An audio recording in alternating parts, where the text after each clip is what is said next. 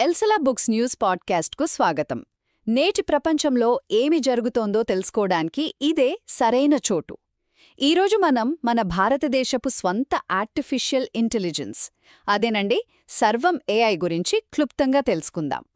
అయితే ఇది గూగుల్ లేదా చాట్‌జీపీటీ లాంటి పెద్ద పెద్ద కంపెనీలతో పోటీ పడట్లేదు. మరి దీని ప్రత్యేకత ఏంటి అంటారా?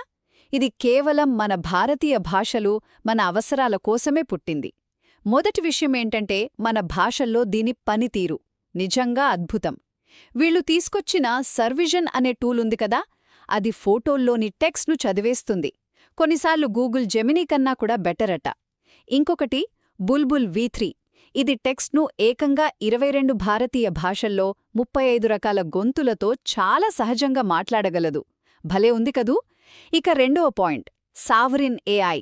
ఇది కేవలం టెక్నాలజీ పదం కాదు, మన డిజిటల్ స్వాతంత్ర్యం లాంటిది. అంటే మన డేటాను మనమే కంట్రోల్ చేసుకోవటం, వేరే దేశాల టెక్నాలజీపై ఆధారపడటం తగ్గించటమే దీని ముఖ్య ఉద్దేశ్యం. చివర్గా దీని రియల్ వరల్డ్ ఇంపాక్ట్. సర్వం ఏఐకి ప్రపంచంలో నంబర్ 1 అవ్వాలని లేదు, భారతదేశానికి బాగా ఉపయోగపడాలి అంతే. అందుకే చూడండి, ఇప్పటికే ఒడిషా, తమిళనాడు ప్రభుత్వాలతో కలిసి పనిచేస్తోంది. అన్నిటికంటే ముఖ్యంగా బయటి మోడల్స్తో పోలిస్తే దీని ధర చాలా తక్కువ. ఇది మన దేశంలో త్వరగా పాపులర్ అవ్వడానికి చాలా పెద్ద ప్లస్ పాయింట్.